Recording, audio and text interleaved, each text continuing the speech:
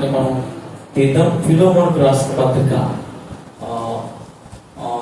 ఆ పత్రిక నుంచి కొన్ని వచనాలు మనం ధ్యానం చేసుకుందాం. ఫిలోమోనుకు రాసిన పత్రిక 1వ అధ్యాయము 11, 12 వచనాలు ఒకసారి చదువుకుందాం.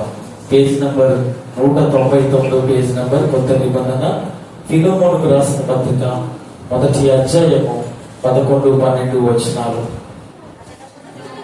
అతడు మునుపు నీకు నిష్ప్రయోజనమైన వాడే గాని ఇప్పుడు నీకును నాకును ప్రయోజనకరమైన వాడాయి. దాంతో పాటుగా 15, 16 వచనాలు కూడా చదువుదాం.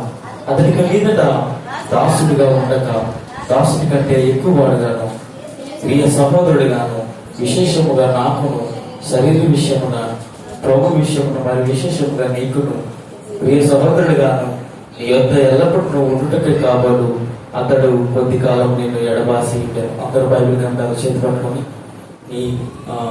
నాతో మాట్లాడు ప్రభువా.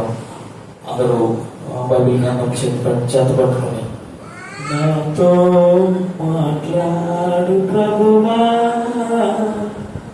నీవే మాట్లాడు అయ్యా, నాతో మాట్లాడు ప్రభువా, నీవే మాట్లాడు అయ్యా. మా తండ్రి, మా దేవా, మీ శ్రేష్టమైన ఉన్నతమైన ఘనమైన నామమున మీకు వందనాలు దేవా. ఈ పరిశుద్ధ పునరుద్ధానం రోజు దేవా, ఈ వినగరం నేను పుట్టిన గ్రామంలో ప్రభా ఈ వాక్యాన్ని పంచుకోవడానికి మీరు చూపిన కృపను బట్టి మీకు వందనాలు ప్రభా. దయతో మీరు మాతో మాట్లాడండి దేవా. మేము ఉంటున్న వాక్యం ప్రభా, ఇది మీదని గుర్తెరిగి, మీ మాటలని గుర్తెరిగి ప్రభా, వాటి ప్రకారం బ్రతికి కృప మా జీవితాల్లో దయచేయమని, కృప చూపించమని యేసు నామమున అడిగి వేడుకుంటూ ప్రార్థిస్తున్నాం తండ్రి, ఆమేన్. అందరూ దయతో శ్రద్ధగా ఉన్నాం. 2008వ సంవత్సరం నవంబర్ 26వ తారీఖున అప్పుడప్పుడే తెల్లవారుతా ఉంది. జనాలందరూ ముంబై మహానగరంలో ఎవరు పనులు వాళ్ళు బిజీగా ఉన్నారు. అదే టైంలో షిప్లోంచి కొంతమంది వ్యక్తులు దిగి ముంబై తాజ్ హోటల్ అని ఒక ఫేమస్ హోటల్ ఉంటుంది. ఆ హోటల్ మీద దాడి చేసి సుమారుగా 70 మందిని చంపేయడం జరిగింది. అందులో ఒక 20 ఏళ్ల యువకుడు పోలీసులు పట్టుకోవడం జరిగింది. ఆ యువకుడి పేరు ఏంటంటే మహమ్మద్ అజ్మర్ అమీర్ కసర్. ఆయన పోలీసులకు పట్టుబడిన తర్వాత పూణేలోని ఎర్వాడ జైల్లో ఆయన్ని జైల్లో పెట్టారు.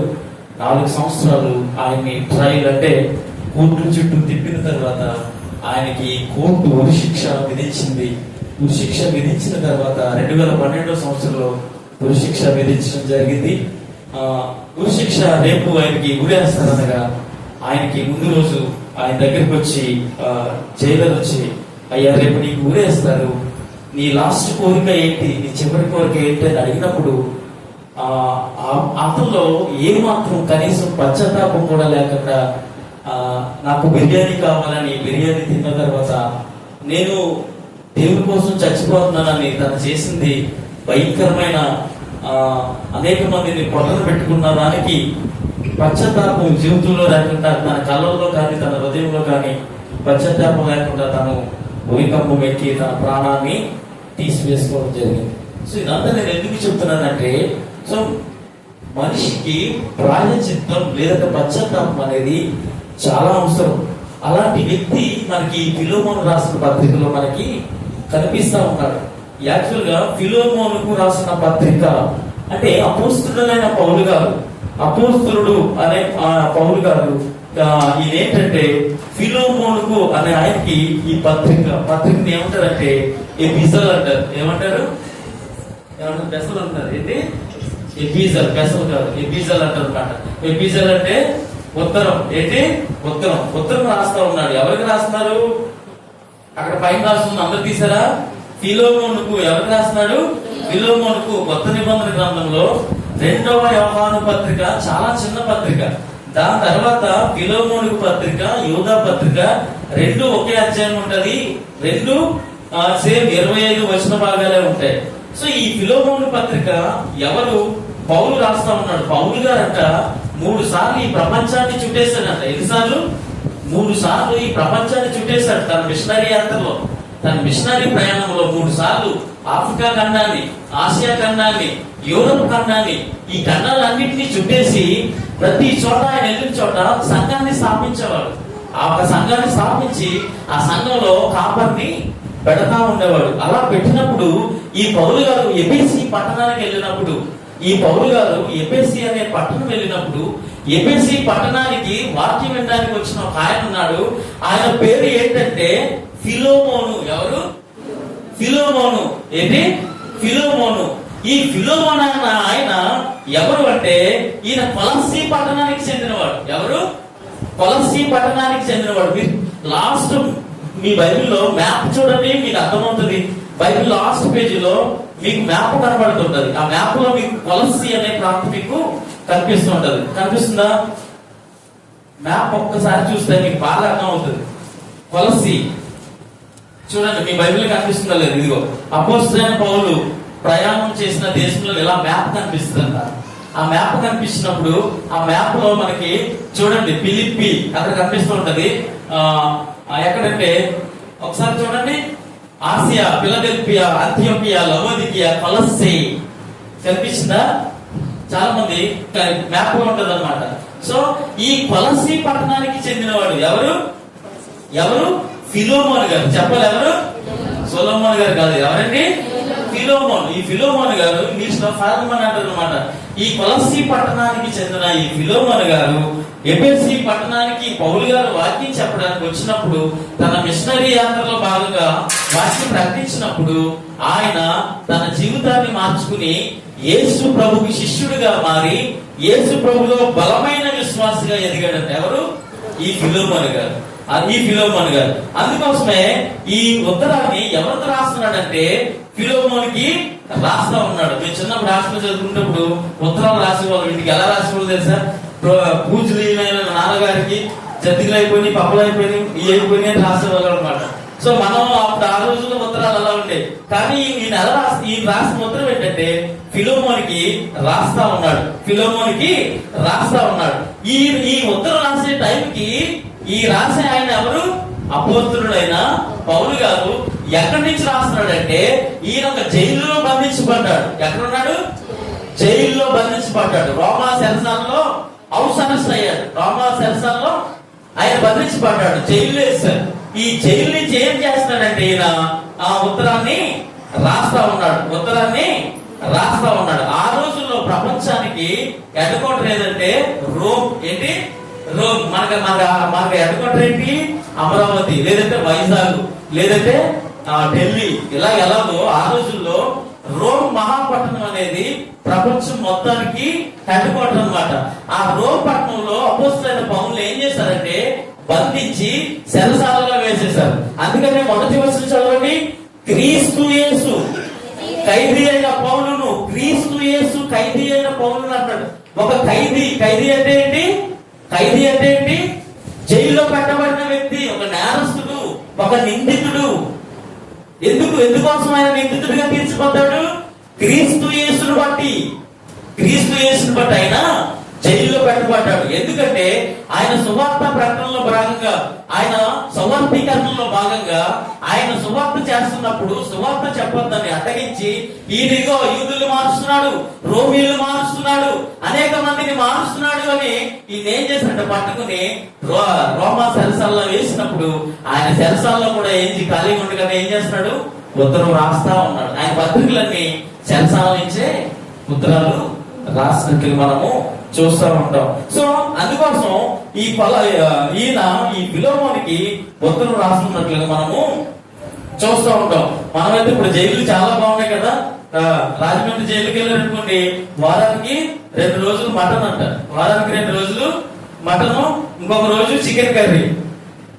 ఇప్పుడైతే అందరికీ జైలుకి వెళ్ళడం చాలా ఇష్టం, అవునా కదా? చంపేసినా పర్వాలేదు, ఎందుకంటే అక్కడ మంచి ఫెసిలిటీస్ ఉన్నాయి. ఇంకేమున్నాయి తెలుసా? ఆ లోపల మామిడి తోటలు ఉంటాయి రాజమండ్రి సెంట్రల్ జైల్లో. ఆ మామిడి తోటలకి నీళ్లు వేసినట్టు మళ్ళీ మనకి ఏం చేస్తారు? తిరిగి డబ్బులు ఇస్తారంట. ఇంకేం చేస్తారో 2 పెట్రోల్ బంకులు ఉంటాయి జైలుకి. ఆ 2 పెట్రోల్ బంకుల్లో పెట్రోల్ కొట్టినందుకు పొద్దు నుంచి సాయంత్రం వరకు వాళ్ళకి వాళ్ళు వెళ్ళిపోయేటప్పుడు లాస్ట్ బాబు నీకు ఎంత వచ్చింది, నువ్వు ఇన్ని రోజులు పనిచేసావు కదా అని డబ్బులు ఇచ్చి పంపిస్తారు అనమాట. అంటే ఈ రోజుల్లో జైలు ఎలా ఉన్నాయి కానీ ఆ రోజుల్లో జైలు అలా ఉండే కాదు. ఆ రోజుల్లో భయంకరమైన జైలు. అంటే అందుకని చూడండి పౌరులు సీలను ఎలా బంధించేశారు తెలుసా? ఈ కాలు చుట్టూ ఈ దీంట్లో బోండ బిగించేశారంట. అంటే మొత్తం సంఖ్యలు బిగించేసి కదలడానికి అవకాశమే లేదు. అలాంటి విపత్కరమైన పరిస్థితుల్లో రోమా సెరసాలలో ఉండి ఈయన ఏం చేస్తా ఉన్నాడంటే లెటర్ రాస్తా ఉన్నాడు. ఏం చేస్తున్నాడు? లెటర్ రాస్తా ఉన్నాడు. అప్పటికి ఆయన వయసు ఎంతో తెలుసా? 60 సంవత్సరాలు. అప్పటికి పౌలు గారి వయసు ఎంత? 60 సంవత్సరాల వయసులో ఆయన ఈ ఉత్తరాన్ని రాస్తున్నట్లుగా మనము చూస్తూ ఉంటాం. అసలు ఎందుకు ఈ ఉత్తరాన్ని రాశాడు? పౌలుకి పని పాట లేక రాశాడు అని అంటే, ఎందుకు ఈ ఉత్తరాన్ని రాస్తున్నాడంటే రికన్సిలేషన్ బిట్వీన్ బాస్ అండ్ ఆయన బానిస. అంటే ఒక బానిస ఇంట్లో పనివాడికి బాస్ కి సయోధ్యం కుదర్చడానికి, అంటే ఆ ఇంట్లో పనివాడు ఉన్నాడు, ఆ పనివాడికి ఆ ఇంట్లో పనిచేసే ఓనర్కి ఇద్దరికి సయోధ్యం కుదర్చడానికి ఈ ఉత్తరము రాస్తా ఉన్నాడు. ఈ ఉత్తరాన్ని రాస్తా ఉన్నాడు. అందుకోసం మనకి కనపడతా ఉంటుంది ఈ ఉత్తరంలో చాలా సార్లు.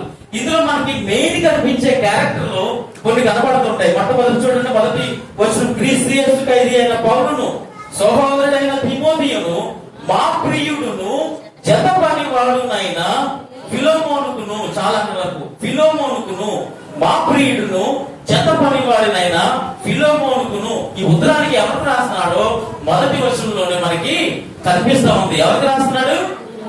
ఫిలోమోనికి రాస్తా ఉన్నాడు. ఈ ఫిలోమోను ఏ పట్టణస్థుడు? కొలస్సీ పట్టణస్థుడు. ఏ పట్టణస్థుడు? కొలస్సీ పట్టణస్థుడు. ఈయన చాలా డబ్బున్న వ్యక్తి. ఎవరు? చాలా డబ్బున్న వ్యక్తి. ఈయన రిచ్ మ్యాన్. ఈయన ఎవరు? ఆ డబ్బులున్న వ్యక్తి. అందుకని కింద చూడండి, నీ ఇంట ఉన్న సంఘమునకు శుభమని చెప్పి రాయినది. అంటే ఆ ఇంట్లో ఏముందంట? సంఘం ఉందంట. అంటే ఆయనకి ఒక పెద్ద ఇల్లు ఉంది. ఆయనకి చాలా పెద్ద ఇల్లు ఉంది. అంటే ఈ కొలసీ పట్టణానికి చెందిన ఫిలోమోను గారు చాలా డబ్బులున్న వ్యక్తి. చాలా డబ్బులున్న వ్యక్తి. డబ్బులున్న వ్యక్తి మాత్రమే కాదు, ఆ ఇంట్లో ఏముందంట? చర్చ్ అనే వాళ్ళ ఇంట్లో ఉందంట. ఆయనకి పెద్ద ఇల్లు ఉందంట. ఆయనకి ఏముంది? పెద్ద ఇల్లు ఉందంట. ఇంకేంటంటే ఆయన ఫిలోమోను గురించి ఆయన రాస్తా ఉన్నాడు. కింద 4వ వచనం రాస్తున్నాడు, నీ ప్రేమను గూర్చి ప్రభువైన యేసు ఎడలను సమస్త పరిశుద్ధుల ఎడ నీకు కలిగి ఉన్న విశ్వాసంను గూర్చి. అంటే ఫిలోమోను ఎవరో తెలుసా? Faith and lovable person. అంటే విశ్వాసము ప్రేమ కలిగిన వ్యక్తి ఎవరు? ఫిలోమోను. నేను చెప్పాను, ఎన్ని పాటలు చెప్పాను ఫిలోమోను గురించి. చాలా డబ్బులున్న వ్యక్తి, ధనవంతుడు. రెండోది పెద్ద గృహాన్ని కలిగిన వ్యక్తి. మూడోది విశ్వాసము ప్రేమ కలిగిన వ్యక్తి. విశ్వాసము ప్రేమ కలిగిన వ్యక్తి. అదొందా? ఈయన చెప్పారు కదా, పౌలు వాక్యానికి స్పందించి తన హృదయాన్ని మార్చుకుని ఒక గొప్ప ధనవంతుడైనప్పటికీ, ఒక పెద్ద గృహం కలిగిన వాడైనప్పటికీ ఆయన ఏం చేశాడో తెలుసా? తన హృదయాన్ని మార్చుకుని ఆ వాక్యానికి స్పందించి ఒక సంఘంలో, ఆ కొలసి అనే పట్టణంలో ఆయన బలమైన విశ్వాసిగా ఎదిగాడంట. ఎలా ఎదిగాడు? బలమైన విశ్వాసిగా ఎదిగాడు. సంఘంలో విశ్వాసులని పిలబడుతున్న వాళ్ళు శిష్యులుగా మార్పు చెందాలి. ఎలా మార్పు చెందాలి? శిష్యులుగా మార్పు చెందాలి. అంటే విశ్వాసులమని చెప్పుకుని సంఘానికి వచ్చి ఆదివారం వెళ్ళిపోతున్నట్టు కాకుండా మనం ఎలా తయారవ్వాలంటే శిష్యులుగా, డిసైపుల్స్ గా మనము తయారవ్వాలి. అంత గొప్ప బలమైన వ్యక్తిగా ఫిలోమోను మనకి కనిపిస్తూ ఉన్నాడు. చూడండి, లోకంలో చూస్తే డబ్బులున్న వ్యక్తి చుట్టూ ఎవరు చేస్తారు? బెల్లం చుట్టూ ఎవరు చేస్తారు? ఏం చేస్తే? ఈగలు కూడా చేస్తాయి కదా. బెల్లం తీపి ఎక్కడైతే ఉంటుంది అక్కడ ఏం కనబడుతుంది? ఈగలు కనబడుతుంటాయి, చీమలు కనబడుతుంటాయి. సో డబ్బులున్న వ్యక్తి చుట్టూ ఎవరు కనబడతారు? మనుషులు చేస్తూ ఉంటారు. డబ్బులు వాళ్ళ వెనకాలే తిరుగుతూ ఉంటారు. వాళ్ళ వెనకాలే తిరుగుతూ ఉంటారు. ఈ డబ్బున్న వాళ్ళు ఏం చేస్తారు? దేవుడు లేడు, దెయ్యం లేదు అంటారు. దేవుడు లేడు, ఎవడు లేడు, ఎందుకు మీరు చేసేదంతా వృధా ప్రయాస అంటారు. ఇంకేం చేస్తారంటే వెనకాలే తిరుగుతాడు. అవసరమైతే వాళ్ళ ముడ్డు కూడా కడుగుతారు. చెప్పు మోస్తా ఉంటారు వెనకాల. మీరు చూస్తూ ఉంటారు, నేను చూశాను. ఆ వెనకాల చెప్పు మోస్తా ఉంటారు. డబ్బులున్న వ్యక్తి చుట్టూ మనుషులు చేసే పనులు ఎలా ఉంటాయి? దేవుడు లేడంటాడు. ఆదివారం సంఘానికి వెళ్ళడం అవసరం లేదంటాడు డబ్బులున్న వ్యక్తి. కానీ ఫిలోమోను అలాంటాడు ఒక డబ్బులున్న వ్యక్తి, ఒక పెద్ద ఇల్లున్న వ్యక్తి, అలాంటి వ్యక్తి ఇంట్లో ఏం పెట్టాడంట? చర్చి పెట్టాడంట. ఏం పెట్టాడు? చర్చి పెట్టాడంట. సో ఇలాంటి ఆయన మనకి 17వ శతాబ్దంలో ఒక ఆయన కనపడుతుంది. ఆయన పేరేంటంటే సర్ జాన్ వాల్టేర్. ఏం పేరు? Sir John Walter. ఆయన ఏమంటాడంటే దేవుడు లేడని ప్రచారం చేసేవాడంట. ఏం చేశాడు? దేవుడు లేడు. ఈయన ఫ్రాన్స్ దేశానికి చెందిన వ్యక్తి. దేవుడు లేడని ప్రచారం చేసేవాడు. ఆయనకున్న తన డబ్బుతో ఏం చేశాడంటే తనకున్న డబ్బు అంతటి ఖర్చు పెట్టి యేసు ప్రభు దేవుడు కాదు, బైబిల్ అనేది కల్పిత పుస్తకం అని ప్రచారం చేసి తన లిటరేచర్ ద్వారా, తన పుస్తకాల ద్వారా ఈ ప్రపంచాన్ని అంతటిని యేసు ప్రభు నుంచి తప్పించాలని ప్లాన్ చేశాడు. కానీ అదే సర్ జాన్ వాల్టర్ కొన్ని సంవత్సరాల తర్వాత సూసైడ్ చేసుకుని చచ్చిపోయి పిచ్చోడు అయిపోయి చచ్చిపోయాడు. అదే ఇల్లుని ఏం చేస్తారు తెలుసా? ఈ బైబిల్ ని ముద్రించడం ఆ ఇంట్లోనే మొదలు పెట్టారు. దేవుడు లేడని ప్రచారం చేసిన వ్యక్తి, తనకి డబ్బులున్న తన డబ్బుతో ఈ బైబిల్ అనేది లేదని ప్రచారం చేసిన వ్యక్తి చివరికి ఏమైపోయాడు? పిచ్చివాడు అయిపోయాడు. కానీ ఫిలోమోను ఎలా ఉంటాడో తెలుసా? ఆయనకి చాలా డబ్బులు ఉన్నాయి. ఆయన ఇల్లు చాలా పెద్ద ఇల్లు కలిగిన వ్యక్తి. ఆయన ఏం చేశాడో తెలుసా? ఒక బలమైన విశ్వాసగా ఎదిగి తన ఇంట్లో ఏం పెట్టాడు? సంఘాన్ని పెట్టాడు. తన ఇంట్లో ఏం పెట్టాడు? చర్చిని తన ఇంట్లో పెట్టాడు. మీ ఇంట్లో ఎవరైనా చర్చి పెట్టుకుంటానంటే మీరు పర్మిషన్ ఇస్తారా? 1 వారం ఇస్తారు, 2 వారాలు ఇస్తారు, 3వ వారికి ఇసుకేసుకుంటా ఉంటారు. అవునా కదా? అది ఇక్కడ ఉందనుకో ఇసుకేసుకుంటూ ఉంటారు. కానీ ఫిలోమోను అలా ఉంటాడు కాదు. ఆ రోజుల్లో సంఘాలన్నీ ఎక్కడ ఉండేవి? ఇళ్లలోనే ఉండేవి. మేము కూడా ఆ వారం ఎవరో ఇంట్లో కూడుకుంటూ ఉంటాం. ఆ రోజుల్లో ఫిలోమోను అంత గొప్ప సేవ చేసిన వ్యక్తిగా మనకి కనబడుతూ ఉన్నాయి. పెద్ద గృహాలు, మనకి చాలా పెద్ద గృహాలు కలిగి ఉండొచ్చు. చాలా పెద్ద ఇల్లు కట్టుకోవాలని ఆశలు ఉండొచ్చు. అమెరికా దేశంలో కాలిఫోర్నియా లాస్ ఏంజల్స్ నగరం మీరందరూ యూట్యూబ్ లో కన్నా చూస్తూ ఉంటారు. ఏమైపోయింది? పెద్ద సినిమా యాక్టర్లు కొన్ని లక్షల కోట్లతో ఇల్లు కట్టుకున్నారు. ఏమైపోయింది? చిన్న అగ్గి రప్పకి ఏమైపోయింది? మటాక్ష అయిపోయింది. చిన్న అగ్గి రప్పంతే. కాలిఫోర్నియాలో పెద్ద సెలబ్రిటీలు దేవుడు లేడని చెప్పిన ఇళ్ళన్నీ ఖాళీ బుడ్డైపోయింది. అర్థమవుతుందా? సో మనకున్న ఇంటిని బట్టి మనం గర్వపడవచ్చు, నాకున్న డబ్బును బట్టి నేను గర్వపడవచ్చు. కానీ ఫిలోమోను ఏ మాత్రం ఆయనలో చిన్న గర్వం కూడా లేదు. ఫిలోమోను చాలా ధనవంతుడే, మంచి గృహాన్ని కలిగిన వాడే. కానీ ఆ గృహంలో ఏముందో తెలుసా? సంఘం వాళ్ళ ఇంట్లో ఉందంట. ఏం చేశాడు? సంఘము వాళ్ళ ఇంట్లో మనకి కనబడతా ఉంది. సంఘం వాళ్ళ ఇంట్లో కనబడతా ఉంది. అందుకనే ఈ ఫిలోమోను నుంచి మనం నేర్చుకునే పాఠం ఏంటంటే, ఒక ధనవంతుడు, ఒక గొప్ప వ్యక్తి, లేదంటే ఒక పల్సి పట్టణంలో ఒక హోదా కలిగిన వ్యక్తి తన ఇంట్లోనే సంఘాన్ని ప్రారంభించాడంట. ఇప్పుడు చూడండి, సంఘం కడుతుంటే వాళ్ళకపోతూ ఉంటారు కొంతమంది. చర్చి కడుతుంటే వాడు చర్చి కట్టేస్తున్నాడు రా, వాడి సొంతం కోసం వాడుకుంటున్నాడు చర్చిని. ఈ రోజు ఈయన ఉండొచ్చు, జాస్టో గారు ఉండొచ్చు, రేపొద్దున ఎవరో సంఘం దేవునిది, సంఘము దేవునిది. దేవుడు ఎవరితో ఆయన తన సంఘాన్ని నడిపించుకోగలడు. నువ్వు నేను ఆఫ్టర్ ఎవరు వచ్చారంటే ఎవరినైనా దేవుడు సంఘంలో వాడుకుంటాడు. సంఘం ఆయన కాబట్టి ఈ రోజు నన్ను అవ్వచ్చు, లేదంటే వేరే వాళ్ళు అవ్వచ్చు, ఎవరితోనైనా తన సంఘాన్ని ఎలా నడిపించుకోవాలి ఆయనకి తెలుసు. కానీ మనమే మధ్య రోజులు ఏం చేస్తాం తెలుసా? ఆదిగలికి ఈయన గెలికి దీన్ని సంఘాన్ని లేదంటే చర్చిని పాడు చేయాలని ప్రయత్నిస్తూ ఉంటాం. చర్చిని పాడు చేస్తున్నాడంటే వాడు దేవుడు పనినే పాడు చేస్తున్నాడు. దేవుడు అలాంటి చూస్తూ ఊరుకోడు. అర్థమవుతుందా? దాని కింద వచ్చిన చూడండి, మా ప్రియుడును మన సహోదరి అయిన 2వ వచనం, మన సహోదరి అయిన అప్పియకును ఎవరా? మన సహోదరి అయిన అప్పియకును. ఎవరు ఈ అప్పియ మనం ఆలోచిస్తే ఈ అప్పియ ఎవరు కాదు, ఫిలోమోను గారి యొక్క భార్య. ఎవరు? అందరూ చెప్పాలి. ఫిలోమోను గారి యొక్క భార్య. మీ అందరు ఇక్కడ ఉన్నారా? ఫిలోమోను యొక్క భార్య ఎవరు? అప్పియ. ఎవరు? అప్పియ. ఈ ఫిలోమోను గారి యొక్క భార్య ఈవిడంట ఇంటిని చక్కబెట్టేదట. ఇంటిని చక్కబెట్టేదంట. పరిచర్య అంటే ప్రాణం ఇచ్చేస్తుందంట. పరిచర్య అంటే ప్రాణం ఇచ్చేస్తుందంట. భర్తకి చాలా సహకారి. అందుకని పరిశుద్ధాత్మ దేవుడు తన భార్య పేరు కూడా బైబిల్లో రాయించాడు. మన సహోదరి అయిన అప్పియకును ఫిలోమోనుకును తన భార్య అయిన అప్పియకును ఏం చెప్తున్నాడంటే కింద కృపయు సమాధానం మీకు కలుగును గాక. ఈ అప్పియ తన ఇంటిని చక్కబెట్టేది, తన పిల్లలు చూసుకునేది, వాళ్ళని స్కూల్కి పంపించేది. అంత మాత్రమే కాదు, భర్తకి చాలా సహకారిగా ఉండేది. భర్త భార్య ఇద్దరు ఆ సంఘంలోనే మోకరించి ప్రార్థన చేసుకునేవారు. వాళ్ళిద్దరూ మోకరించి ఇద్దరు కలిసి వాక్యాన్ని చదువుకునేవారు. ఇద్దరు కలిసి సేవలో వారు తోడ్పాటు, ఒకరికొకరు తోడ్పాటు అందించుకునేవారు. అలాంటి వ్యక్తి ఈ అప్పియ. చూడండి, మనం చూస్తూ ఉంటాం, భర్త వస్తే భార్య రాదు, భార్య వస్తే భర్త రాదు. ఎక్కువ మంది చూడండి సంఘాల్లో ఏం కనపడతారంటే స్త్రీలు ఎక్కువ కనపడతారు, పురుషులు కనపడరు. కానీ ఫిలోమోను తన భార్య ఏం చేస్తుందంటే ఇంటిని చక్కబెడతా ఉంది, భర్తకి సహకారిగా ఉంటుంది, పరిచర్య చేస్తా ఉంది. ఆదివారం లేదంటే ఎప్పుడైతే జనాలందరూ సంఘానికి వస్తారో చర్చిని మొత్తం ఏం చేస్తుంది తెలుసా? సిద్ధపరుస్తా ఉన్నా. ఏం చేస్తుంది? సిద్ధపరుస్తా ఉంది. అమ్మ సంఘం పరంగా ఈ రోజు వీళ్ళంటే మనకి ఏ మాత్రం చేమకుంటున్నట్టు కూడా ఉండదు. దాన్ని ప్రామిస్ మాత్రం చేస్తాం.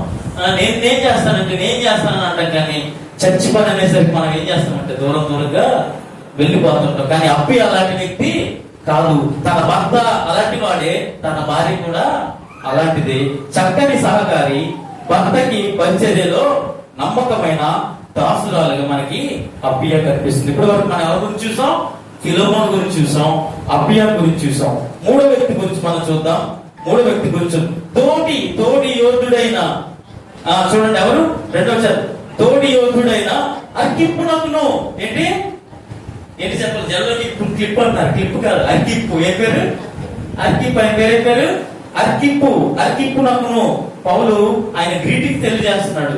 ఎవరు ఈ అర్కిప్పు అని ఆలోచిస్తే కొలస్సీ రాసిన పత్రిక 4వ అధ్యాయము 17వ వచనం చూస్తే ఈ అర్కిప్పు గురించి అక్కడ రాయబడి ఉంటది. కొలస్సీలకు రాసిన పత్రిక 4వ అధ్యాయము 17వ వచనం.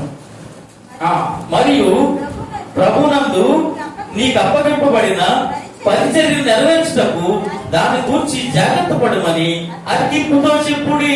ఇక్కడ పౌలు గారు రాస్తా ఉన్నాడు. ఎవరు ఈ అర్కిప్పు అని ఆలోచిస్తే ఫిలోమోను గారి యొక్క ఒక బ్రదర్ అన్నమాట. ఎవరు?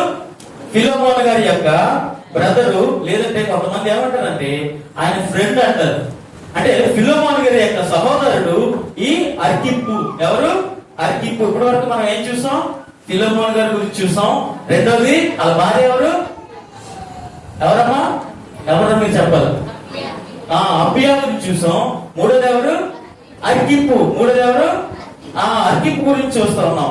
ఈ అర్కిప్పు ఫిలోమోను గారి యొక్క బ్రదరు, ఆయన సహోదరుడు. ఈయన ఏంటంటే ఈ కొలస్సీ పట్టణంలో ఫిలోమోను ఇంట్లో ఉన్న చర్చిని నడిపించేది ఎవరంటే ఈ అర్కిప్పు. ఎవరు? అర్కిప్పు. ఈ సంఘాన్ని నడిపించే వ్యక్తి ఎవరు? అర్కిప్పు. ఈ అర్కిప్పు గురించి అపోస్తలుడైన పౌలు మాట్లాడుతూ ఉన్నట్టుగా మనం చూస్తా ఉన్నాం. ఇప్పటి వరకు మనం 3 క్యారెక్టర్లు చూసాం. ఫిలోమోను ఎవరు? ఒక ధనవంతుడు. ఫిలోమోను ఎవరు? ఒక పెద్ద గృహాన్ని కలిగిన వ్యక్తి. ఫిలోమోను ఎవరు? విశ్వాసం, ప్రేమ కలిగిన వ్యక్తి. ఫిలోమోను ఇంట్లో ఏముంది? చర్చ్ ఫిలోమోను ఇంట్లో ఉంది. రెండవది అప్పియ గురించి మాట్లాడడం. అప్పియ ఎవరు? ఫిలోమోను గారి యొక్క భార్య. మంచి గుణవంతురాలైన ఇల్లాలు, పరిచర్య అంటే ప్రాణం ఇచ్చేస్తుంది, భర్తకి సహకారి, చర్చిని సంఘాన్ని సిద్ధపరిచేది. అంత గొప్ప వ్యక్తి అప్పియ. ఫిలోమోను యొక్క సహోదరుడు ఎవరంటే అర్కిప్పు. ఈ ఫిలోమోను కొలస్సీ పట్టణంలో ఉన్న ఫిలోమోను ఇంట్లో సంఘాన్ని నడిపించే నాయకుడు ఎవరంటే అర్కిప్పు. ఎవరు? అర్కిప్పు. ఇంక చివరిగా దీంట్లో మెయిన్ క్యారెక్టర్ ఉంటుంది. మెయిన్ క్యారెక్టర్ ఒకటి కనపడతా ఉంది. ఆయన ఎవరో కాదు. చూడండి, కొలస్సీ రాసిన పత్రిక 8-9 వచనాలు. కొలస్సీ రాసిన పత్రిక. మీరు మా స్థితి తెలుసుకున్నట్లు, 184 పేజ్. మీరు మా స్థితి తెలుసుకున్నట్లు మీ హృదయములను అతడు ఆదరించినట్లును అతనితో కూడా నమ్మకమైన ప్రియ సహోదరుడైన ఒనేసిమును మీ వద్దకు పంపుచున్నాను. ఇతడు మీ వద్ద నుండి వచ్చిన వాడే. ఎవరంటే నెక్స్ట్ గురించి ఎవరంటే మనం ఒనేసిము. ఎవరు? ఒనేసిము. ఇందాక నేను చెప్పాను కదా, అసలు ఎందుకు ఈ పుస్తకాన్ని రాస్తున్నాడంటే ఈ ఫిలోమోన్ గారు ఏం చేశారంటే ఆ రోజుల్లో బానిసల్ని, అంటే సంతలో మనం ఆవుల్ని గేదెల్ని కొనుక్కునేవాళ్ళు కదా. పిఠాపురం సంతలో ఆవుల్ని గేదెలు కొంటారు, లేదంటే కత్తిపూడి సంతలో మేకలో గొర్రెల్ని కొంటా ఉంటారు కదా. ఆ రోజుల్లోనంట ఏంటంటే మనుషుల్ని ఇంట్లో పని చేసుకోవడానికి కొనుక్కునేవారంట.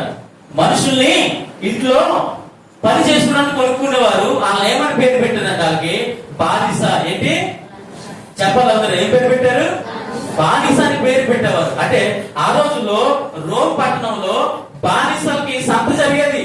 బానిసలకి సంత జరిగినప్పుడు ఆ సంతలో ఇగో ఈ అబ్బాయిని నేను ఇదిగో 5 లక్షలు, లేదంటే 300 దినాలు ఇస్తున్నాను, 5 లక్షలు ఇస్తున్నాను, ఈ అబ్బాయిని మా ఇంటికి తీసుకెళ్లి మా ఇంట్లో పనుడుగా పెట్టుకుంటాను.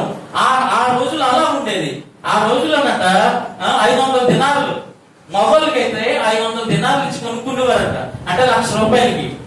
ఆడవాళ్ళు అయితే 6,000 దినాలు కొనుక్కునేవారంట, అంటే 14 లక్షల రూపాయలకి ఈ బానిసల్ని సంతలో కొనుక్కునేవారు.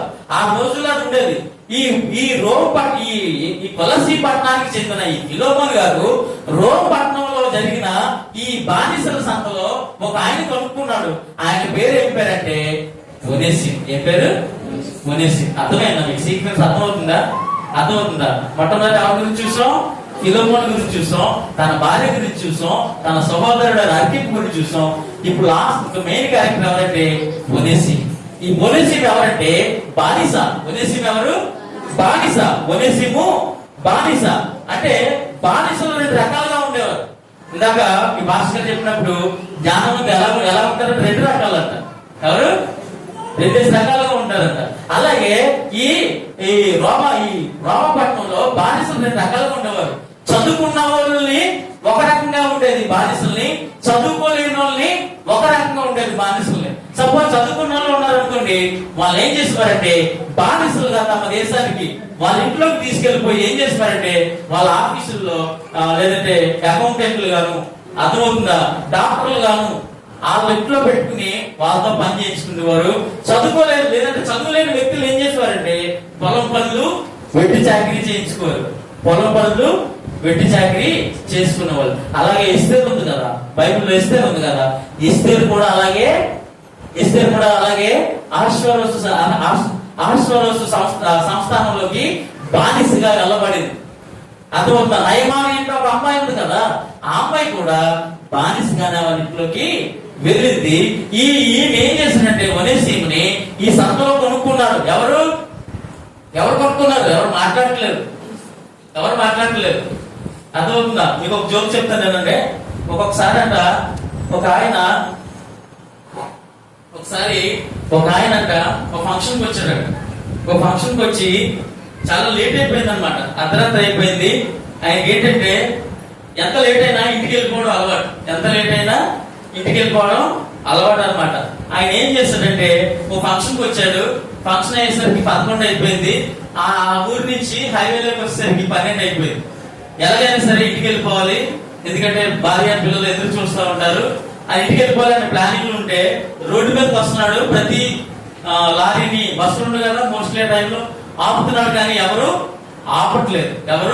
ఆపట్లేదు. ఈ లోపు ఒక ఆయన ఆపాడంట, ఒక లారీ డ్రైవర్ గారు, మంచి ఆయన, ఇలాంటి గొప్ప మనసున్న వ్యక్తి ఏం చేశాడంటే ఆ లారీని ఆపాడంట. అప్పుడు అనుకున్నాడంట, బతికించావు దేవుడా, ఎవరొకరు మనం అర్జెంట్ ఇంటికి వెళ్ళిపోవాలని. ఆ లారీ ఎక్కుతుంటే లారీ డ్రైవర్ అన్నాడంట, బాబు ముందు ఖాళీ లేదు, నువ్వు కాకపోతే ఏం చేయాలి, ఆ వెనకాల ఖాళీ ఉంటుంది కదా ట్రక్కు, అందులో నువ్వు ఎక్కానడంట. వాడేమనుకున్నాడంటే మనం ఎదరంగా ఇంటికి పోవడం మనకు ముఖ్యం, కానీ ఎక్కడుంటే ఏమైందని వెనకాల లారీ డ్రైవరు అందులో ఎక్కించుకున్నాడు అనమాట. ఎక్కగానే అందులో ఏముందంటే కొంచెం దూరం వెళ్ళేసరికి అటు ఇటు చూస్తే ఒక శవం ఖాళీ బాక్స్ కనబడిందంట. ఏంటి?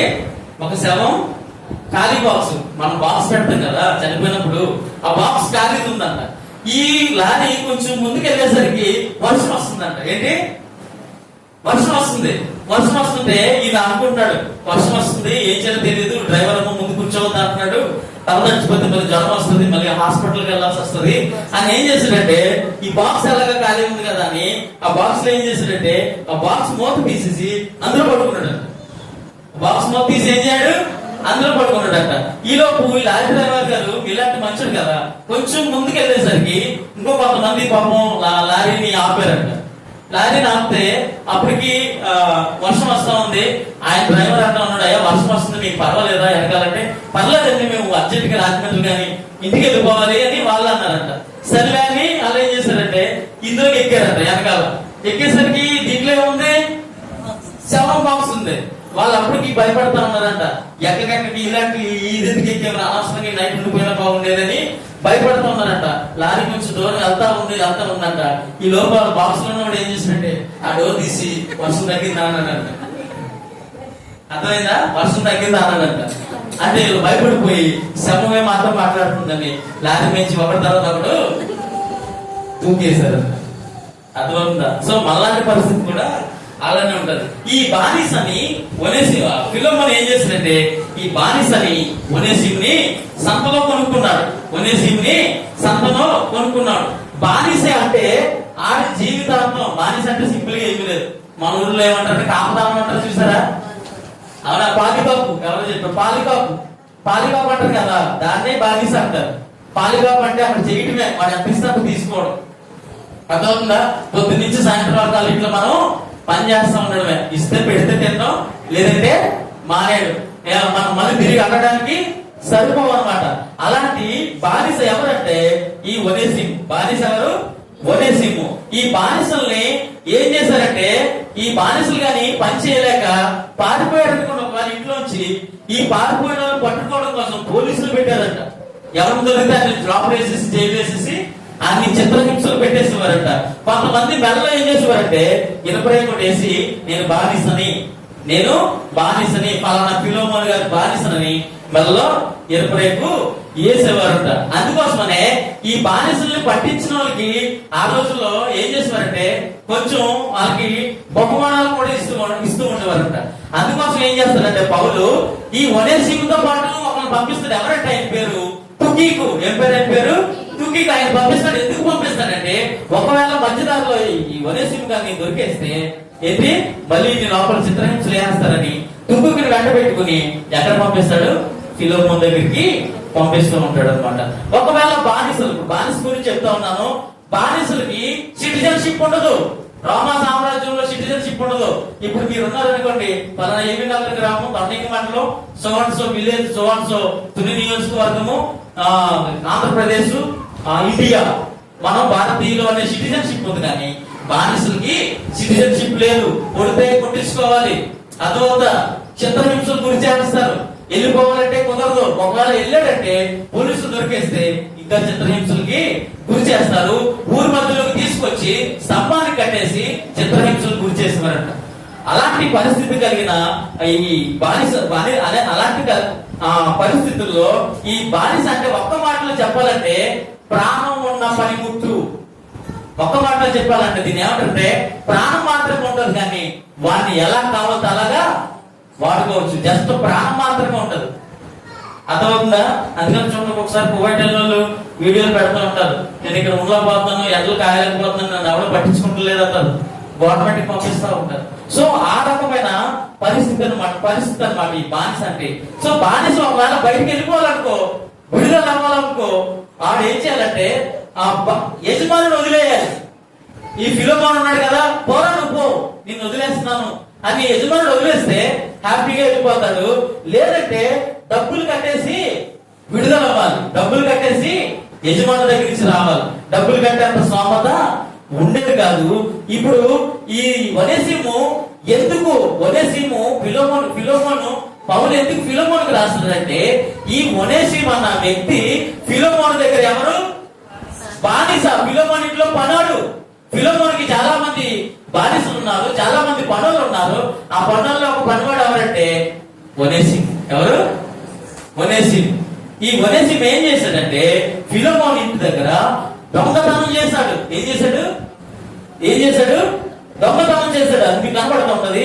చూడు 18వ వచనం, అదే ఫిలోమోనుకు రాసిన పత్రిక 18వ వచనం చూద్దాం. అతడు నీకు ఏ నష్టమైనను కలుగజేసిన ఎడలను, నీకు ఏమైనా రుణమున్న ఎడలను అది నా లెక్కలో చేర్చుము.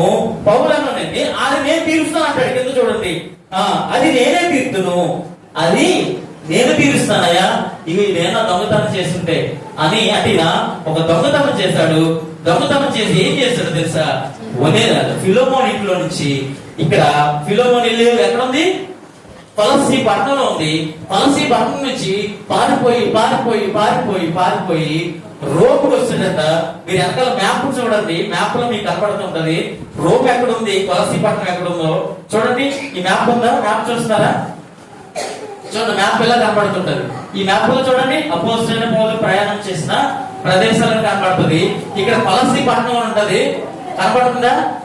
ఆసియా, ఫిలదెల్ఫియా, అంతియోకియా, లవోదికియా, కొలస్సే. ఈ కొలస్సీ నుంచి చూడండి, ఇటలీ దగ్గర రోమ్ అని ఉందా? ఈ చివర ఇటలీ, రోమ్. ఇక్కడ నుంచి ఈ కొలస్సీ పట్టణం నుంచి ఇటలీ దగ్గరికి సుమారుగా 2100 కిలోమీటర్లు. ఎన్ని కిలోమీటర్లు? 2100 కిలోమీటర్లు. పారిపోయి తప్పించుకుని తలదాచుకుని ఎక్కడో చోట పారిపోయి వచ్చేసరికి మళ్ళీ పోలీసులకి దొరికేశాడు. ఎవరు? పోలీసులకి దొరికేశాడు. దొరికేస్తే ఏమైందంటే పోలీసులు తీసుకొచ్చి జైల్లో వేశారు. అదే జైలు ఎవరున్నారు? అపోస్తలుడైన పౌలు గారు ఉన్నారు. అదే జైలు ఎవరున్నారు? పౌలు గారు ఉన్నారు. పౌలు గారు మాట్లాడుతూ ఉన్నాడు. రోజు పౌలు గారు చూస్తూ ఉన్నాడంట. ఒనేసిము ఒంటరిగా ఉంటూ ఉన్నాడు జైల్లో. బిహారలో కూర్చున్నాడు, ఎవరితోనూ మాట్లాడట్లేదు, చాలా బాధపడతా ఉన్నాడు. తనలో పశ్చాత్తాపం కలుగుతుంది. అయ్యో, నేను నా యజమానికి ద్రోహం చేశాను, నా యజమాని నేను పునీకరించాను, నా యజమాని నుంచి నేను పారిపోయి వచ్చేసానని బాధపడుతున్నాడు. ఒకరోజు పౌలు గారు ఒనేసిము దగ్గరికి వెళ్ళి మాట్లాడాడంట. అప్పుడు ఒనేసిము, అయ్యా నువ్వెవరు, ఎక్కడి నుంచి వచ్చావని పౌలు మాట్లాడుతుంటే, నేను ఫిలోమోన్ ఇంట్లో బానిసని, ఆ బాలికాపుని నేను తప్పించుకుని నా యజమాని ఇంట్లో దొంగతనం చేసి తప్పించుకుని నేను పోలీసులు దొరికేసి ఇదిగో రోమ్ పట్టణంలో ఇక్కడికి వచ్చానంటే, అప్పుడు అపోస్తలుడైన పౌలు గారు ఏం చేశారు తెలుసా? సువార్త ప్రకటించి యేసు ప్రభు నిజమైన దేవుడని ఆయనకి చెప్పి, అయ్యా నీ పాపాన్ని, నీలో ఉన్న బాధని, ఆ పశ్చాత్తాపాన్ని తీసుకెళ్ళగే ఒక ఆయన ఉన్నాడు, ఆయన యేసు ప్రభు అని, ఆయన యేసు క్రీస్తుని పరిచయం చేసి ఒనేసిముని ఒక మంచి విశ్వాసిగా మార్చి ఇప్పుడు ఏం చేశాడంటే ఇప్పుడు పంపిస్తాను. అందుకనే కింద రాస్తా ఉన్నాడు 11 వచ్చిన, అతను మునుపు నీకు నిష్ప్రయోజనమైన వాడే, నిష్ప్రయోజనమైన వాడే, కానీ ఇప్పుడు నీకును నాకును ప్రయోజనకరమైన వాడు. ఒకప్పుడు ఒనేసిము దొంగతనం చేశాడు, పారిపోయాడు, ఎక్కడ యజమాని మోసం చేశాడు, యజమాని నుంచి దూరంగా పారిపోయాడు, పౌలు చేతులు పడ్డాడు, యేసుక్రీస్తుని పరిచయం చేశాడు, యేసు ప్రభుని సొంత రక్షకుడిగా అంగీకరించాడు, యేసు ప్రభుని తన జీవిత గుండెల్లో పెట్టుకుని మార మనసు పొంది తిరిగి ఎక్కడికి ప్రయాణం అవుతున్నాడు తెలుసా? మళ్ళీ ఫిలోమోను దగ్గరికి ప్రయాణం అవుతున్నాడు. పౌలు పంపిస్తూ ఉన్నాడు, నిన్ను వెళ్ళు ఒనేసిము, నేనున్నాను, నీకు నీ వెనక ఉన్నాను, నేను ఫిలోమోనుతో చెప్తానని వెళ్తా ఉన్నాడు. అందుకనే ఫిలోమోనుకి అంటా ఉన్నాడు. చూడండి, మన 10వ వచనం చూస్తే, నా బంధకములలో నేను కనిన నా కుమారుడగు ఒనేసిము. పౌలు అంటున్న మాట ఏంటంటే, నా బంధకాల్లో, నేను రోమా సెరసాలలో జైల్లో ఉన్నాను, జైల్లో ఉండి కూడా ఏం చేశాను తెలుసా? సేవ చేసి ఏం చేశాను తెలుసా? ఒనేసిముని దేవుని కోసం నిలబెట్టాను. 60 సంవత్సరాలు వచ్చేసరికి ఎవరైనా సరే ఏం చేయాలి? రిటైర్మెంట్ తీసుకోవాలి. ఏం చేయాలి? రిటైర్ అవ్వాల్సిందే, అవునా కదా? 60 సంవత్సరాలు వచ్చేసరికి అయ్యా నీ పని అయిపోయింది, నీకు వెళ్ళిపోవాలి. కానీ పౌలు 60 సంవత్సరాలు వచ్చిన జైల్లో వేసేసిన ఏం చేశాడు? ఒనేసిముకి సువార్త ప్రకటించాడు. చూడండి, పెద్ద సభలో పెద్ద మీటింగ్లు పెడుతూ ఉంటారు, కానీ అందులో రక్షించబడేది చాలా తక్కువ పర్సంటేజ్. వ్యక్తిగతంగా పట్టించుకున్న ఒక మనిషిని, వ్యక్తిగతంగా ఒక మనిషితో మాట్లాడాలి, ఒక సంఘ విశ్వాసి ఇంకో సంఘ విశ్వాసంతో మాట్లాడాలి, వాళ్ళ బాధలు ఏంటో తెలుసుకోవాలి, వాళ్ళ ఎప్పుడు కూర్చుని ప్రార్థన చేయాలి. ఈ పౌలు అదే చేశాడు. ఒనేసిము దగ్గరికి వెళ్ళాడు, ఆయన వ్యక్తిగతంగా పట్టించుకున్నాడు, ఆయనతో రోజు మాట్లాడుతూ ఉన్నాడు, ఆయన్ని రోజు దగ్గరికి తీసుకుంటూ ఉన్నాడు, ప్రేమగా మాట్లాడు మాట్లాడుతూ ఉన్నాడు. ఆ వ్యక్తిని ఏం చేశాడు తెలుసా? షేప్ చేశాడు. దేవుడి కోసం పనికొచ్చే వ్యక్తిగా మార్చాడు. మునుపు నీకు నిష్ప్రయోజనమైన వాడు కానీ ఇప్పుడు ఎవరు తెలుసా? ఆయన ప్రయోజనకరమైన వాడు. పెద్ద పెద్ద సభలు పెట్టేసి వందల వేల మంది. అర్థమవుతుందా? వ్యక్తిగత పరిచర్య ఈ రోజుల్లో చాలా ఇంపార్టెంట్. రానున్న రోజులు ఇంకా చాలా దారుణాలు మనం చూస్తాం. నువ్వు బైబిల్ పట్టుకున్నావంటే అవసరమైతే మనం కులాన్ని కూడా మార్చేసే రోజులు రాబోతున్నాయి కొన్ని రోజుల్లో. నువ్వు అసలు అనాథుడు, నువ్వు దీనికి సంబంధించినడు కాదని మనల్ని అందరినీ మార్చేసే రోజులు వస్తా ఉన్నాయి.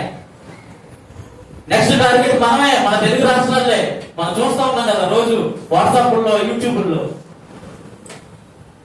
అర్థమవుతుందా? సో ఒనేసిముని ఒక పరిపూర్ణమైన వ్యక్తిగా, ఒక విశ్వాసిగా, ఒక బలమైన, ఒక ప్రయోజనకరమైన వాడిగా, పౌలుకి సేవ చేసేవాడుగా, దేవునికి సేవ చేసేవాడుగా ఒనేసిముని పౌలు గారు తయారు చేశారంట. యేసుప్రభు గారిని కూడా చూస్తే చూడండి, మిట్ట మధ్యాహ్నం మంచి ఎండ. మన ఎండ ఇంకా తక్కువ. ఎడారి దేశం అది, ఇజ్రాయేల్ దేశం. ఇవన్నీ అరబ్ కంట్రీస్ అని ఎడారి దేశాలు. అక్కడ ఎండలు మామూలుగా ఉండవు, 50 డిగ్రీల పైన ఉంటాయి.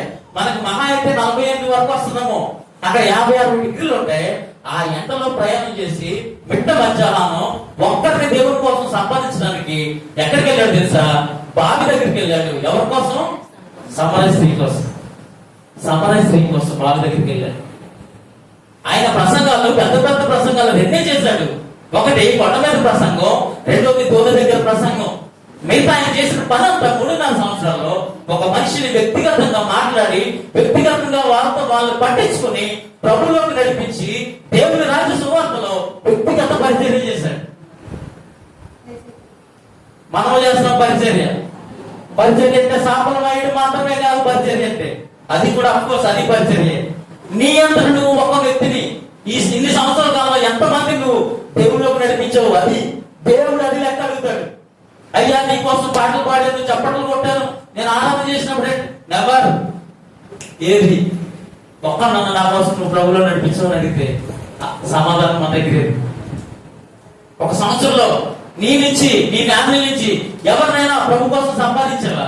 ఎవరినైనా ప్రభు కోసం నిలబెట్టావా? ఎవరినైనా యేసు ప్రభు గురించి ప్రకటించి సొంత లక్ష్యుడిగా అంగీకరించడానికి నువ్వు చేసిన ప్రయాస ఏది? ఇది దేవుడు లెక్కలో తీసుకుంటాడు. నా ఇల్లు, నా గృహం, నా డబ్బు, నా బంగారం, ఇవన్నీ దేవుడు పరిగణలోనికి తీసుకోడు. దేవుడు పరిగణలో తీసుకున్నది ఒకటే, ఎంతమందిని నువ్వు దేవుడి కోసం గెలవగలవు, ఎంతమందిని నువ్వు దేవుడి కోసం నిలబెట్టగలవు, అది దేవుడు లెక్క అడుగుతాడు. అందుకని ఇదే పౌలు అంటాడు, నేను నా పరిచర్య, నా పోరాటాన్ని ముగించాను. నా కోసం ఏముంది తెలుసా? ఏముంది? నా కోసం ఏముంది? నాకు ఒక క్రౌన్ ఉంది. ఎందుకో తెలుసా? ఇంతమంది సంఘాలను నేను నిలబెట్టాను. గుడ్లు మీద చేసుకుని తమ్ముంటే చెప్పమాట. ఒక అక్క, ఒక అన్న మిమ్మల్ని అడుగుతా ఉన్నాను, నీ ఇంట్లో నీ భర్త నిలబెట్టగలిగావా? నీ కొడుకు, నీ కూతురు నిలబెట్టగలిగావా? నేను 30 సంవత్సరాల నుంచి క్రైస్తవుని. నీ వెనకాల పుట్టిన వాళ్ళే దేవుడి కోసం రోషంగా పనిచేస్తా ఉంటే 30 సంవత్సరాల నుంచి సంఘాలకు వస్తారు, 40 సంవత్సరాల నుంచి సంఘాలకు వస్తారు, కానీ ఒక్కడిని కూడా దేవుళ్ళలోకి నిలబెట్టరు. మరి నాకు వాక్యం తెలుసు, నాకు బైబిల్ తెలుసు, సాతాను కూడా బాగా తెలుసు. అందుకనే యేసు ప్రభు శోధించబడినప్పుడు కూడా వాక్యం చేత దెబ్బ కొట్టాలని చూశాడు. 40 రోజులు ఉపవాసం ఉన్నప్పుడు ఒక్కరిని ప్రభువులో నడిపించడం చేత కాదు, కానీ ఒక వ్యక్తి గురించి పర్సనల్ గా పట్టించుకోవడం చేత కాదు, కానీ ఆ వ్యక్తితోనే మాట్లాడుతూ ప్రేమగా మాట్లాడుతున్నట్టు నటిస్తూ పక్కన దగ్గరికి వెళ్ళి మళ్ళీ ఆ వ్యక్తి గురించి నువ్వు బ్యాటగా చెప్తావు. ఇది మన దౌర్భాగ్య లక్షణం. క్రైస్తవులు చెప్పుకొని సంఘాలకు వస్తూ మనం చేసేది. ఈ మాట వచ్చాను కూడా తెలియదు, కానీ ఒక కమ్మోడు దేవుని నమ్ముకుని యథార్థంగా బతుకుతున్నాడు, ఒక కాపోడు దేవుని నమ్ముకుని దేవుని కోసం రోషంగా పనిచేస్తున్నాడు, ఒక అయ్యారు కులంలో ఉన్నవాడు దేవుని కోసం నిజాయితీగా నమ్మకంగా బతుకుతున్నాడు. ఇలాంటి దేవుడిని ఇప్పటి వరకు మేము వదిలేసుకుందని బాధపడి నెత్తిలోడు కొట్టుకున్నారు. కానీ అన్ని తెలిసి మనం ఏం చేస్తున్నాం తెలుసా? అదే తీరు, ఎవరికి వారే యమునా తీరం అనే సామెత ఉంటారు. ఎక్కడ వేసిన గొంగలి అక్కడే, సంవత్సరాల తరబడి సంఘానికి వస్తారు, వాక్యాన్ని ప్రకటించగలుగుతారు, బోధిస్తారు, కానీ మనసులో ఎటువంటి మార్పు కనబడదు. మనుషులు ఎటువంటి మార్పు కనబడదు. అర్థమవుతుందా? నిజమైన పశ్చాత్తాపం. ఒనేసిము నిజంగా పశ్చాత్తాపడ్డాడు, తన తప్పు తెలుసుకున్నాడు, క్షమాపణ అడిగాడు, ప్రాయశ్చిత్తం తెలుసుకున్నాడు. పౌలు దగ్గరికి వచ్చాడు. అయ్యా, నేను నా యజమాని దగ్గరికి వెళ్తాను అంటే యజమానుడు పౌలు పంపిస్తా ఉన్నాడు. అయ్యా, నువ్వెందుకు ఫిలోమోనుకి నేను చెప్తాను. మునుపు నిష్ప్రయోజనమైన వాడు, కానీ ఇప్పుడు ఎవరో తెలుసా? ఆయన ప్రయోజనకరమైన వాడు. అందుకని ఆయన ఏమంటున్నాడంటే ఒనేసిముని నా ప్రాణం వంటి వాడు అంటాడు పౌలు. నా ప్రాణం వంటి వాడు ఒనేసిము. దేవాది దేవుడు కూడా అంటాడు. దావీదు గురించి ఏమంటాడు? నా హృదయానుసారుడు అంటాడు. మోషే గురించి ఏమంటాడు తెలుసా? నా ఇల్లు అంతట్లో నమ్మకమైన వాడు. అలాంటి మాట నీ గురించి నీ సేవకుడు చెప్పగలడా? నీ గురించి దేవుడు చెప్పగలడా? ఒకవేళ కనుక నీ గురించి అపోస్తలైన పౌలు గాని నీ సేవకుడు గారు రాయమంటే ఏం రాస్తాడు? నా ప్రాణం వంటి వాడు దేవునికి లేదా సంఘానికి ఒక ప్రాణం, ఒక బ్యాక్ బోన్ అని రాయగలుగుతాడా? సంఘానికి వస్తారు, ఇల్లీగల్ ఎఫైర్స్ పెట్టుకుంటారు. నేను నేను చచ్చిపోతాను. ఏంటి నువ్వు చచ్చిపోతే ఎవరు కావాలి? నువ్వు వల్ల మిగతాలు కూడా. అందుకనే ఈ బానిసలు అంటే దాసులు పాపం చేయవాడు ఎలాంటాడంటే పాపానికి దాసులు అని బైబిల్ చెప్తుంది. అంటే దానిలోంచి బయటికి రాలేవాడు. అందుకోసమే యేసు ప్రభు భూలోకానికి వచ్చింది. పాపం చేసినోడు పాపం నుంచి బయటికి రాలేడు కనుకనే ఈ పాపాన్ని తీసేయడానికి దేవాది దేవుడు తన కుమారుడైన యేసుక్రీస్తుని సొంత రక్షకుడిగా పంపించి పాపం నుంచి బయటపడేయడానికే ఆయన ఈ లోకానికి తీసుకొచ్చాడు. అర్థమవుతుందా? పౌలు అంటున్నాడు ఫిలోమోను మునుపు నీకు నిష్ప్రయోజనమైన వాడే, నీకు ప్రయోజనకరం లేని వాడే, ఇప్పుడు ఎవరో తెలుసా? ఆయన ప్రయోజనం, నీకును నాకును ప్రయోజనకరమైన వాడు అని అంటా ఉన్నాడు అని పౌలు అంటా ఉన్నాడు. అర్థమవుతుందా? చాలా మంది పాపానికి బానిసలు, తాగుడికి బానిసలు, సినిమాలకి సీరియల్కి బానిసలు. సాయంత్రం 6-7 అయితే టీవీ దగ్గర అలా ఉండిపోతారు. వీళ్ళే టీవీ మొత్తం సినిమా థియేటర్ టీవీ రిమోట్లు ఏ దగ్గర ఉంటాయి. అర్థమవుతుందా? సంఘానికి వస్తారు, అన్ని కార్యక్రమాలు నడిపిస్తారు. ఇలాంటి వారికి దేవుడు అవసరం లేదు. అవసరంలే. ఎవరు కావాలో తెలుసా? విరిగి నలిగిన హృదయం కలిగి ఎవడైతే దేవుడి సన్నిధిలో పశ్చాత్తాపడతాడో వాడు కావాలి దేవుడు. అందుకని ఏమంటాడు తెలుసా? కొట్టని చెట్లు వేరనున్నది, ఏం చేస్తాడు తెలుసా? నరికేస్తాడు. ఏం చేస్తాడు? నరికేస్తాడు. లోకసోదరులు రాస్తాడు, ఇదిగో కొట్టని చెట్లు వేరనున్నది, దాన్ని ఏం చేస్తాడు తెలుసా? నరికేస్తాడు. ఇంకేం చేస్తారు? ద్రాక్షలో తీగలు ఉన్నాయి, అవి ఫలించినా సరే లేదంటే ఏం చేస్తారు తెలుసా? తీగలు తెంపి ఏం చేస్తారు తెలుసా? బయట పారేసి అగ్నిలో కాల్చేస్తాడు. చూస్తాడు. దేవుడు చేసే దెబ్బ మామూలుగా ఉండదు. కొట్టాడంటే ఆయన కోలుకోలేదు. దేవుని దగ్గర ఆయన చేతగానుడు కదా, ఆయన చేతగానుడు ఆయన పిచ్చోడు చేసి మనం ఏం చేస్తున్నాం అంటే ఆటలు ఆడుతున్నాం. కానీ దేవుడు కొట్టే దెబ్బ మామూలుగా ఉండదు. అందుకనే ఫిలోమోనుకి రాస్తా ఉన్నాడు, అయ్యా ఒనేసిము నీ దగ్గర దొంగతనం చేశాడు, నేను తీరుస్తాను అది. నువ్వు ఒనేసిముని ఇంట్లో చేర్చుకో. అందుకే గతానికి బానిసలై ఉండొద్దు. గతం ఏదో జరిగిపోయింది. దేవునికి దాసులుగా ఏం చేయాలంటే దేవుని దగ్గర కొత్త ప్రారంభం ఉంది. ఒక కొత్త ప్రారంభం ఉంది. గతాన్ని వదిలే. దేవుడు కొత్త నూతనత్వాన్ని మన జీవితాల్లో దయచేస్తాడు. ఎలాంటి బానిసనైనా, ఎలాంటి బానిసత్వంలో ఉన్నా, ఎలాంటి పాపంలో ఉన్నా ఆయన మార్చడానికి సమర్థుడు. అందుకని అంటూ ఉన్నాడు ఆయన, ఇదిగో ABCDEF మీకు వచ్చా అందరికి? ABCDEF. అందుకని పౌలు అంటూ ఉన్నాడు, అంగీకరించు, యాక్సెప్టెన్స్. ఇదిగో నేను పంపిస్తున్నాను ఒనేసిముని, ఆయన్ని అంగీకరించు. అందుకని తప్పుకొని కుమారుడు తప్పుపోయి తిరిగి వచ్చినప్పుడు తండ్రి ఏం చేశాడు తెలుసా? పరుగు వెళ్ళి ఏం చేశాడు? తప్పుకొని కుమారుని బట్టలన్నీ మాసిపోయినాయి, గడ్డం పెరిగిపోయింది, జుట్టు పెరిగిపోయింది, మొత్తం ఫేస్ అంతా అదరకం అయిపోయింది. పరిగెత్తాడు, స్నానం చేయలేదు. కౌగులించుకుని ఏం చేశాడు తెలుసా? అంగీకరించాడు. ఏం చేశాడు? నిన్ను నా కుమారుడిగా స్వీకరిస్తున్నానని అంగీకరించాడు. అందుకనే రోమిలకు రాసిన పత్రిక ఉంటది, ఎందరూ ఆయన అంగీకరించుతారో వారందరూ ఏమవుతారు తెలుసా? దేవుని కుమారులు అనబడుదురు. అర్థమవుతుందా? ఏ యాక్సెప్టెన్స్. రెండోది ఏంటో తెలుసా? బి అంటే ఏంటో తెలుసా? సర్కమ్స్టాన్సెస్. అంటే పౌలు ఆయనే జైల్లో ఉన్నాడు, ఆయనే బాధలో ఉన్నాడు, ఆయనే ఇబ్బందుల్లో ఉన్నాడు. ఆ టైంలో కూడా ఏం చేస్తాడు తెలుసా? ఒనేసిముకి సువార్త ప్రకటించడానికి. మనం చిన్న ఫినిష్ పుచ్చుకుంటేనే ఒక 2 రోజులు మనం అసలు నాకు నీరసం వచ్చేసిందని ఫోన్ చేసి అందరికీ చెప్పుకుంటాం, లేదా స్టేటస్ లో పెట్టుకుంటాం. చిన్న ఫినిష్ పుచ్చుకుంటే చర్చి మానేస్తారు. సింపుల్ గా ఏమీ లేదు, చిన్న ఫినిష్ పుచ్చుకుంటే చర్చి మానేస్తారు. 3 గంటల పైన ఒక ఆళ్ళ అంటారు. అర్థమవుతుందా? ఈయన ఎక్కడ ఉన్నాడంటే జైల్లో ఉన్నాడు. ఈయన చిత్రహింసలు పెడతా ఉన్నారు. కానీ ఆ టైంలో కూడా ఎవరిని గెలుచుకున్నాడు తెలుసా? ఒనేసిముని దేవుళ్ళకి నడిపించాడు. ఒనేసిముని బి అంటే బ్రదర్హుడ్. ఈయన ఇప్పుడు నీకు ఏంటి తెలుసా?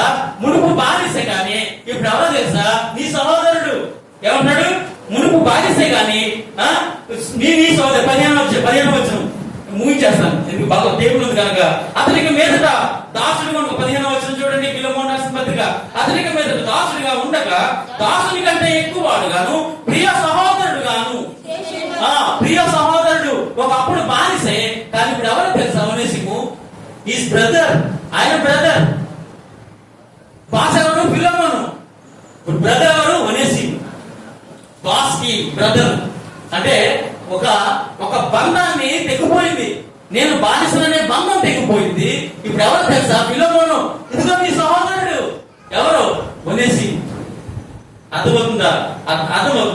అందుకనే ఒనేసిము క్యారెక్టర్ మనం సవాల్ చేస్తా ఉంది. ఒనేసిము ఆయన అంటా ఉన్నాడంట. ఒనేసిము ఏమంటాడు తెలుసా? మునుపు నేను బానిసగా వచ్చాను, మా ఫిలెమోను ఇంట్లో, మా బాస్ ఇంట్లో నేను మా బాస్ని మోసం చేశాను, దొంగతనం జరిగించాను. కానీ ఒకప్పుడు నేను దొంగనే కానీ ఇప్పుడు దేవుని కుమారుణ్ణి. అర్థమవుతుందా? ఒకప్పుడు మోసం చేశాను కానీ ఇప్పుడు మార్పు చెందిన వాడిని. ఒకప్పుడు నేను నిష్ప్రయోజకుడిని, ఇప్పుడు ఎవరు తెలుసా? ప్రయోజనకరమైన వాడిని. ఏం చేస్తున్నారు తెలుసా? తన తప్పు తెలుసుకుని, ఓకేనా, నమ్మకమైన ప్రియ సహోదరుడిగా. అందుకని కొలస్సీయులకు రాసిన పత్రిక 4:9 ఒనేసిము కోసం చక్కగా రాస్తూ ఉంటాడు పౌలు. ఒనేసిము గురించి రాస్తూ ఉన్నాడు చూడండి. 4:9 8-9 మీరు మా స్థితి తెలుసుకున్నట్లును మీ హృదయములను అతడు ఆదరించినట్లును అతనితో కూడా నమ్మకమైన ప్రియ సహోదరుడైన ఒనేసిమును. అక్కడ ఏమని రాయబడింది ఆయన గురించి? నమ్మకమైన ప్రియ సహోదరుడని